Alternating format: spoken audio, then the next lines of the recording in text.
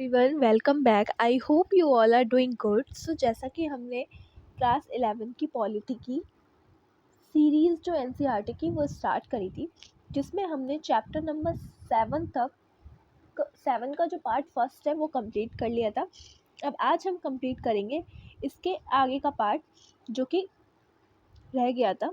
सो हमने कंप्लीट किया था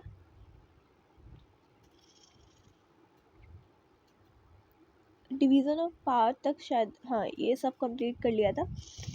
सेंट्रल गवर्नमेंट की पावर के बारे में चल रहा था।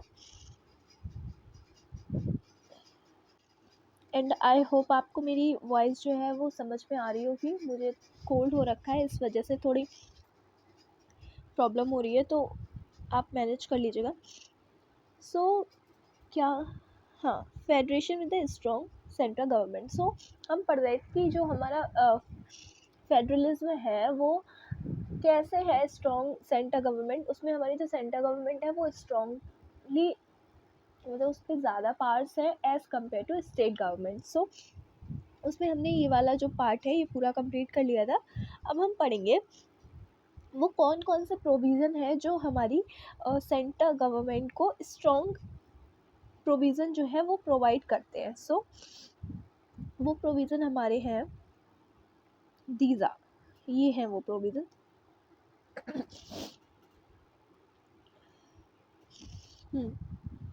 A very existence of a state including its territorial integrity is in the hand of parliament. So किसी भी स्टेट का जो भी हमारे स्टेट है इंडिया के अंदर, उन सब की जो इंक्लूसिविटी है उन सबको हम इंक्लूड करते हैं हमारे इंडिया के अंदर। और अब कौन सा स्टेट हमें एक्सक्लूड करना है अपने इंडिया से, अपनी कंट्री से, कौन सा इंक्लूड करना है, ये सारी पास किसके हाथ में है? ये सारी पास हमारे पार्लियामेंट के हाथ में है, जो कि कौन सी गवर्नमेंट हैंडल करती है? जो हमारी सेंट्रल गवर्नमेंट है उसके हाथ में है ये हमारी पावर। तो ये फंक्शन है, एक प्रोविज़न है जिसकी वजह से हमारा शो करता है कि हमारा जो सेंटर है उसके पास स्ट्रॉन्ग पावर है। मतलब कोई भी स्टेट खुद से किसी भी कंट्री से अलग नहीं हो सकता हमारे यहाँ। मतलब हमारे यहाँ कोई भी स्टेट, कोई भी, जैसे मान लो तेलंगाना मान लो, वो अगर चाहे कि वो अपना एक अलग स्टेट बना ले, अलग कंट्री बना ले, तो वो नहीं कर सकता है ऐसा। उसकी पावर किसके हाथ में? हमारे पार्लियामेंट के हाथ में है। So, the parliament is empowered to form a new state by separation of territory from any state or by uniting two or more state। और हमारे पार्लियामेंट के ही पास पावर है कि अगर वो चाहे कि मान लो कोई दो स्टेट है, ठीक है, मान लो एक स्टेट है, वो चाहते हैं कि हमारे बीच में डिवाइड हो जाए, ये जो पार्ट है वो कोई और स्टेट ले ले, और ये वाला जो पार्ट है वो कोई और स्टेट ले ले। सो मतलब ये वाला जो पार्ट है वो किसी और स्टेट में डिवाइड हो जाए, ये पार्ट जो है वो एक स्टेट, मान लो दो पार्ट में डिवाइड हो गया, बाइफरकेट हो गया, उसको बाइफरकेट करने की पावर भी हमारे पार्लियामेंट के हाथ में है। किसी, ऐसा नहीं है कि अगर स्टेट चाहे कि वो अपने आप को अलग कर ले तो वो कर सकते हैं, उसकी पावर नहीं है। उसकी पावर किसके हाथ में? हमारे पार्लियामेंट के पावर में, हाथ में है। और हमारे पार्लियामेंट ही डिसाइड करता है कि कौन से स्टेट का क्या नेम होना चाहिए और कौन सी स्टेट की क्या, कौन सी बाउंड्री मानी जाएगी कौन से स्टेट की, ये भी हमारा पार्लियामेंट डिसाइड करता है। Constitution provides for some safeguard by way of securing the view of the concern state legislature.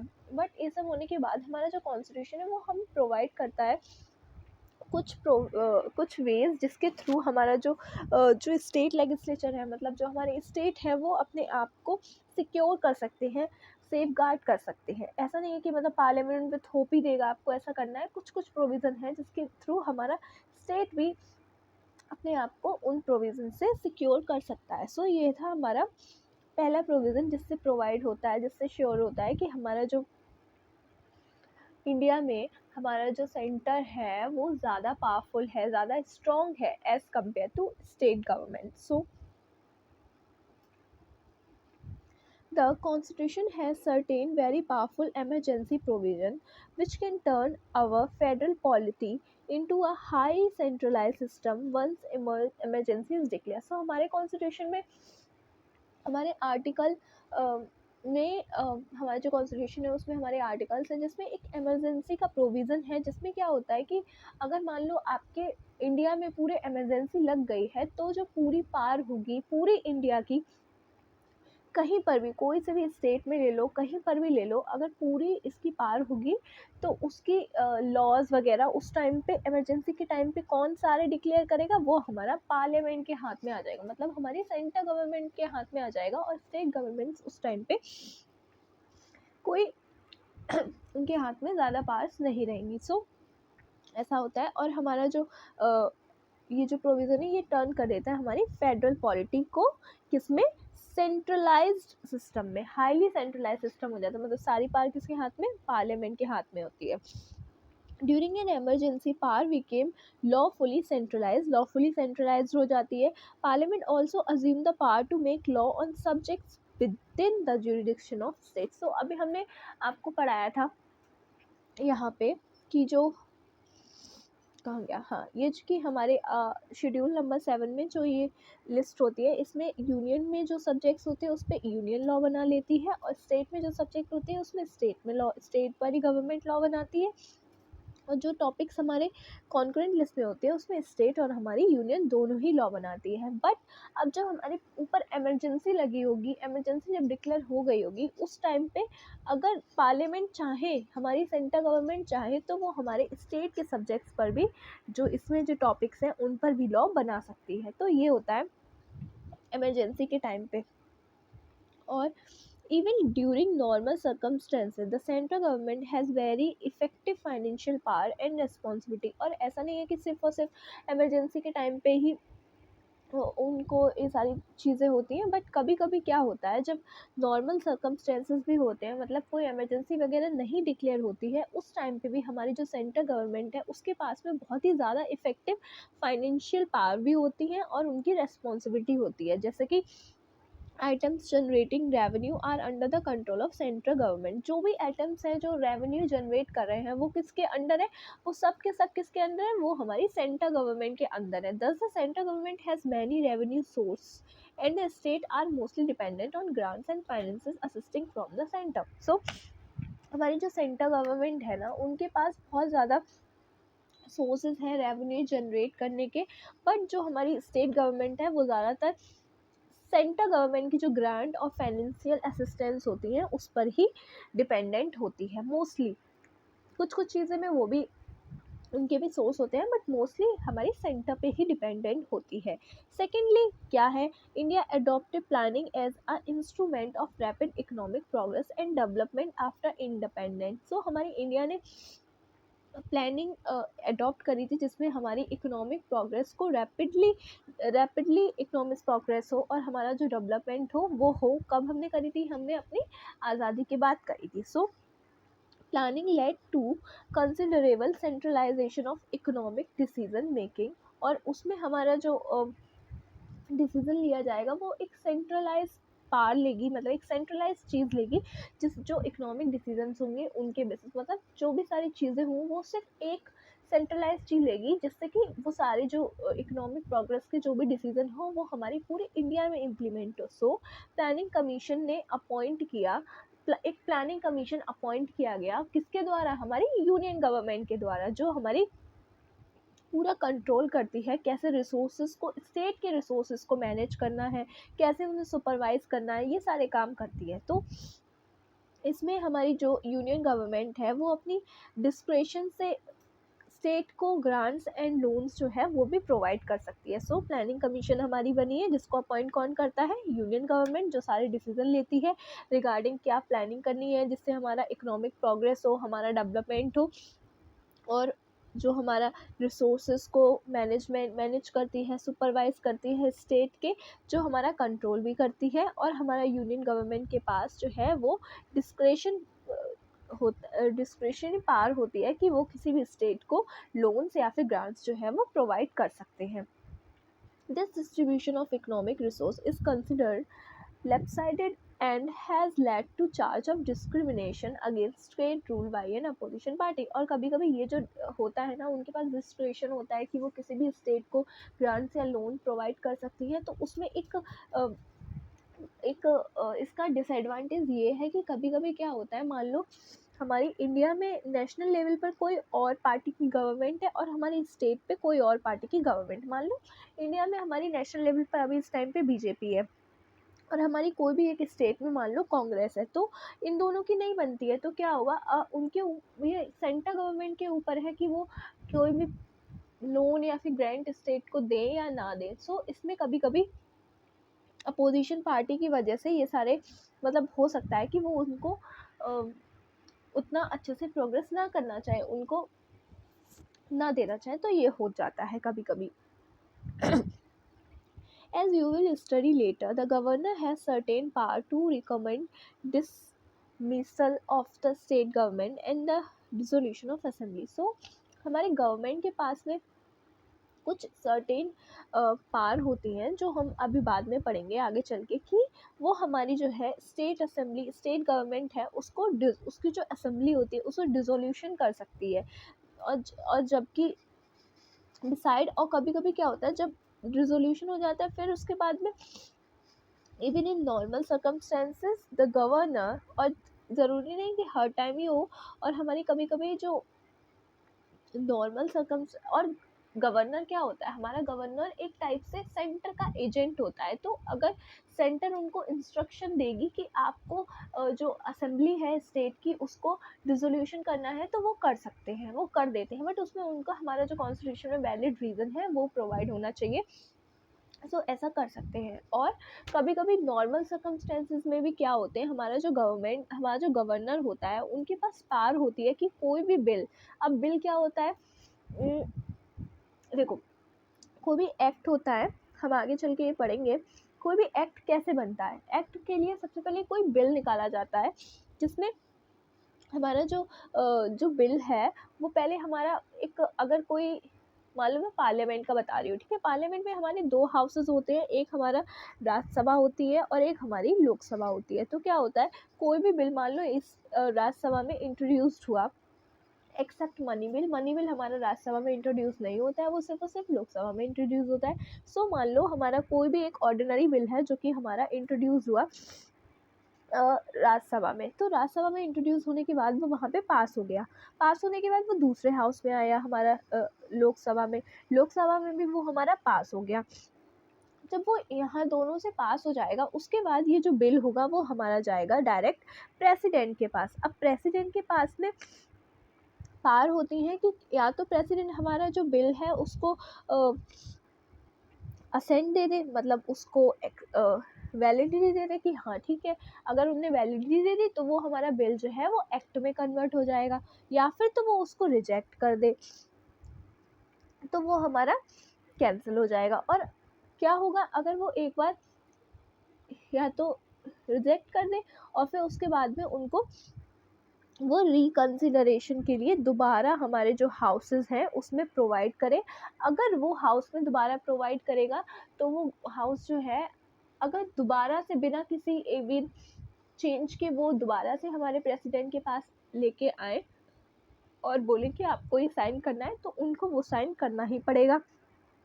With hold और रिकन्सिडरेशन की पावर होती है जो हमने अपने लास्ट चैप्टर्स में पढ़ा था। और फिर लास्ट आ जाता है हमारा पॉकेट वीटो, जिसमें हमारी प्रेसिडेंट क्या होता है कि वो बिल जो है उसको अपने पास रखे रहते हैं और कहते हैं भाई हमें तो पता ही नहीं, हमारे पास कोई ऐसा बिल भी आया तो कभी भी कोई जिसमें कोई लिमिट नहीं होती कि आपको इतने टाइम में ये बिल पास करना है, वो वाला बिल वो वैसे ही रखे रहते हैं। तो ये चीज़ होते हैं। सो वैसे ही हमारा स्टेट लेवल पे होता है कि कोई भी बिल है उसको एक्ट बनने के लिए हमारा गवर्नर उसको असेंट करता है, उसको रिकन्सिडर करता है, और मतलब उसके पार पार होती है कि कोई भी बिल स्टेट असेंबली से आने के बाद में हमारे गवर्नर के पास जाता है। तो गवर्नर के पास नॉर्मल सर्कमस्टेंसेस में पावर होती है कि वो कोई भी बिल अगर उन्हें लगे कि इसमें कुछ प्रॉब्लम है या फिर कुछ है तो वो बिल रिजर्व कर सकते हैं, किसके लिए, हमारे प्रेसिडेंट के लिए, कि उन्हीं को लगे कि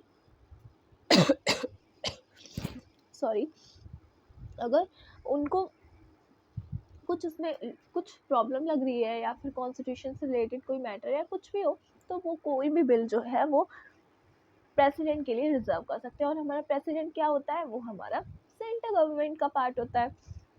सो ये होता है, ऐसे हमारा जो सेंटर है वो हमारा स्टेट पे एक टाइप से कंट्रोल बना के रखते हैं। This gives the central government an opportunity to delay the state legislature and also to examine such bill and veto them completely। और ये जो बिल को जब प्रेसिडेंट के हाथ में आ जाएगा उसको असेंट देना है या नहीं देना है, ऐसे हमारी अगर कोई सेंट्रल गवर्नमेंट चाहे तो कोई भी डिसीजन को डिले कर सकती है या फिर एग्जामाइन कर सकती है कि हमें इस बिल को एक्सेप्ट करना है या नहीं करना है। सो ये होता है। और हमारा अब लास्ट क्या है जिससे हमारा सेंट्रल गवर्नमेंट जो है वो स्टेट के ऊपर अपना कंट्रोल बना के रखती है, वो ये है कि there may be occasion when the situation में demand that central government need to legislate on matter from the state. कभी कभी ऐसे सिचुएशन होते हैं जहाँ पे हमारी जो ये डिमांड होती है कि सेंट्रल गवर्नमेंट को जो हमारी स्टेट लिस्ट के जो मैटर हैं, जो टॉपिक्स हैं, उनके ऊपर जो है अपना लेजिस्लेट करना होगा, मतलब उनके उन टॉपिक में लॉ बनाना होगा या कुछ होगा। तो वो कब है पॉसिबल, अगर हमारी राज्यसभा में कोई रेक्टिफाई मूव जो है वो हो। तो ये हमारे कॉन्स्टिट्यूशन में क्लियरली लिखा हुआ है कि that executive power of centre are superior to the executive power of state. तो कभी कभी सर्कमस्टेंसेस में हमारा स्टेट गवर्नमेंट स्टेट लिस्ट के मैटर्स पे हमारी सेंट्रल गवर्नमेंट भी लॉ बना देती है। तो साफ साफ हमारे कॉन्स्टिट्यूशन में लिखा हुआ है कि हमारी जो एग्जीक्यूटिव पावर हमारी सेंट्रल गवर्नमेंट की है वो सुपीरियर है executive power of state government से। And further more the central government may choose to give instruction to the state government. और हमारी सेंट्रल गवर्नमेंट है वो चूज कर सकती है कि वो हमारी स्टेट गवर्नमेंट को इंस्ट्रक्शन दे सकती है। सो ये था हमारी जिससे हम प्रोविज़न थे जिससे हमारा क्लियर होता है कि हमारे पास हमारा जो है स्ट्रॉन्ग सेंटर है।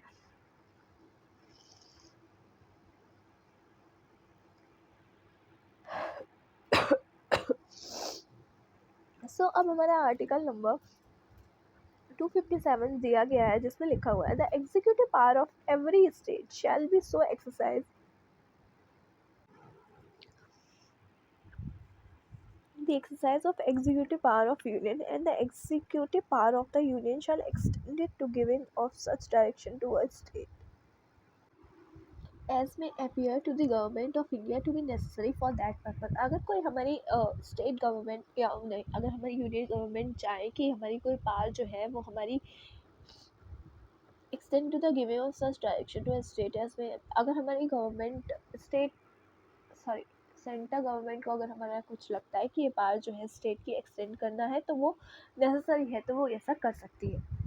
ये हमारे इस आर्टिकल में लिखा हुआ है। एक्चुअली मुझे बहुत बोलने में ऐसे प्रॉब्लम हो रही है इसलिए थोड़ा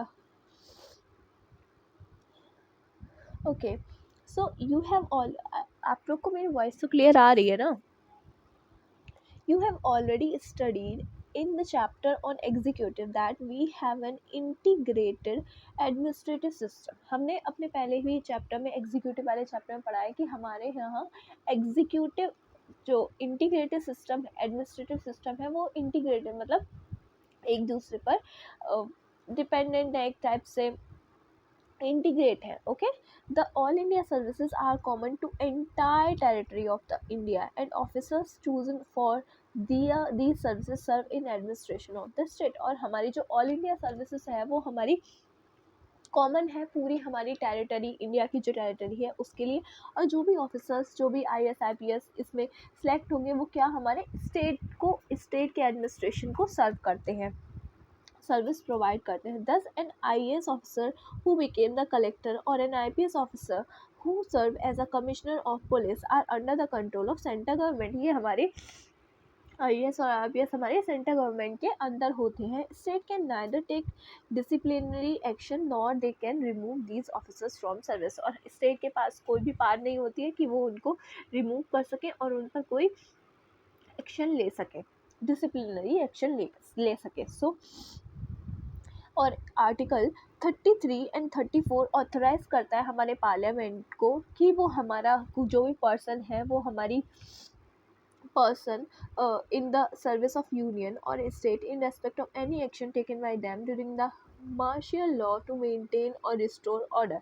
हमारा इनके पास 33 और 34 के पास में पार है कि अगर कि पार्लियामेंट हमारा प्रोटेक्ट करता है, कोई पर्सन अगर हमारा सर्विस प्रोवाइड करता है यूनियन या स्टेट में इन रेस्पेक्ट ऑफ, अगर कोई मार्शल लॉ के ड्यूरिंग मार्शल लॉ मेंटेन करने में और रिस्टोर करने में, तो वो हमारी पार्लियामेंट के पास उसकी पावर है। This provision further strengthening the power of the union government, और ये प्रोविज़न हमारी जो यूनियन गवर्नमेंट है उसकी पावर को और भी ज़्यादा स्ट्रेंथ प्रोवाइड करता है। The arm force special power act has been made on the provision of this provision. This act has created tension between the people and the armed force on some occasion। जो इस basis के लिए हमारा एक arm force का जो state act है वो हमारा बना है, जो कि हमारा थोड़ा बहुत टेंशन प्रोवाइड कर देता है। सो अब हमारे कन्फ्लिक्ट्स क्या आते हैं हमारे इंडियन फेडरल सिस्टम में। सो in the previous section we have seen that the constitution has vested very strong power in the center। हमने अपने प्रीवियस सेक्शन में पढ़ा है कि हमारे जो कॉन्स्टिट्यूशन है बहुत ही ज़्यादा स्ट्रॉन्ग पावर हमारे स्टेट सेंटर गवर्नमेंट को प्रोवाइड कर रखी है। Thus the constitution recognise the separate identity of the region and it gives more power to the centre. और हमारी कॉन्स्टिट्यूशन रिकॉग्नाइज करता है अलग अलग स्टेट अलग अलग रीजन की पावर, लेकिन उसके बाद भी हमारे कॉन्स्टिट्यूशन में ज़्यादा पावर किसको दी गई है, हमारी सेंटर गवर्नमेंट को। When the principle of identity of a state is accepted, it is quite natural that the state would expect a great role and power in the government of the state and the country as a whole. This led to various demand for the state from the state। So अब जब हमारी एक state accept कर लिया जाता है कि ये स्टेट है और उसके रिगार्डिंग अगर कोई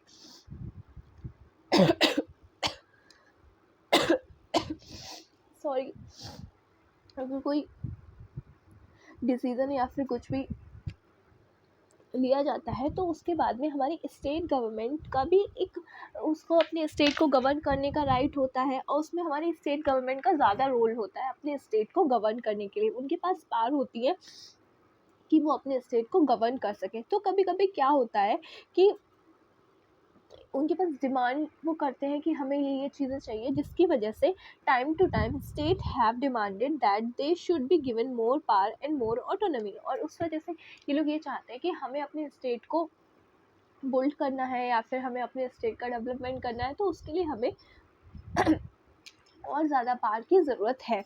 this led to tension and conflict in the relation between centre and state, क्योंकि सेंटर ज़्यादा स्ट्रांगली उनको कंट्रोल करती है एज़ कम्पेयर टू स्टेट। तो उनको चाहिए होता है कि हमें भी ज़्यादा पावर चाहिए, हमारी पावर एक्सटेंड करो।